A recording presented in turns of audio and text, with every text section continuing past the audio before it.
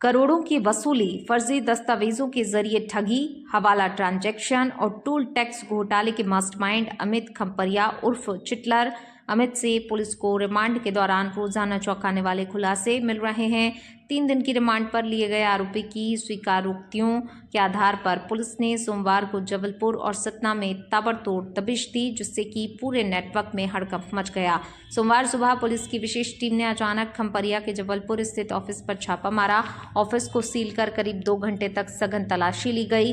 इस दौरान पुलिस को कई डिजिटल दस्तावेज, लेजर फाइलें, यूएसबी डिवाइस और कंप्यूटर हार्ड डिस्क मिली, जिनसे हवाला और वसूली नेटवर्क की पुष्टि होने की उम्मीद है। सूत्रों के अनुसार बरामद दस्तावेजों में फर्जी कंपनियों के नाम, उधारी के नाम पर ठगी के मॉड्यूल और टूल कनेक्शन से जुड़े हुए संदिग्ध रजिस्टर शामिल हैं।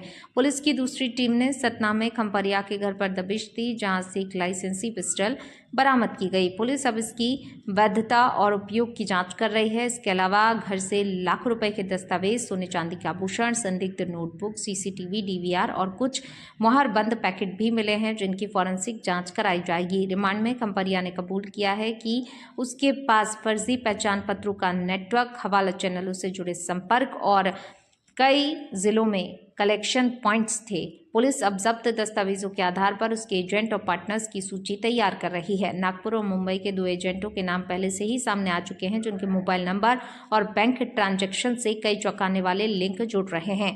पुलिस सूत्रों के अनुसार जब्त की हुई सामग्री से केस का दायरा और बड़ा हो गया है। अगले 48 घंटों में कई बड़े नामों पर शिकंजा कसने की भी तैयारी है।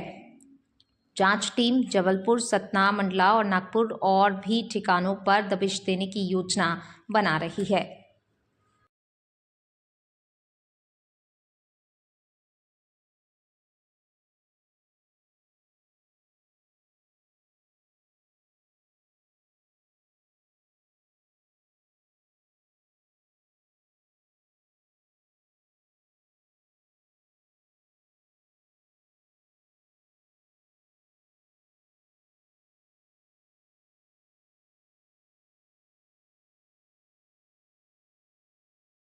तो पकड़ा गया था, अब तक क्या अपडेट है? रिमांड पर भी लिया गया क्या? देखिए, संजीवनी नगर के एक प्रकरण में अमित खम्परिया, जो लंबे समय से फरार चल रहा था, उसकी गिरफ्तारी की गई थी। माननीय न्यायालय से 3 दिन का पुलिस रिमांड प्राप्त किया गया था। उस पुलिस रिमांड के दौरान उसके पास जितने भी अस्त्र थे, उसके पास जो ऐसे कागजात थे जो लोगों को उसने ठगा था, उसके ऑफिस से उन कागजातों की भी तलाशी हुई। लगातार उसके जो अंगरक्षक तथाकथित थे उनसे भी, उनके पास भी पुलिस गई है। कल रीवा, सतना भी उसको लेके गई थी पुलिस। तो लगातार इसमें कार्रवाई चल रही है।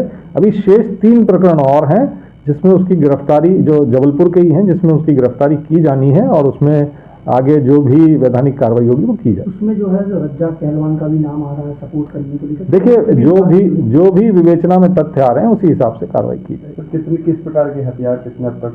देखिए, अभी उसने ये कहा था कि मेरे हथियार मुख्य तौर पे जो उसका अंगरक्षक था, जिसका नाम उसने बताया था मनोज पांडे, उस तक पुलिस पहुंची है, उससे पूछताछ की गई है और अब उसने हरदा का एक और नाम लिया है।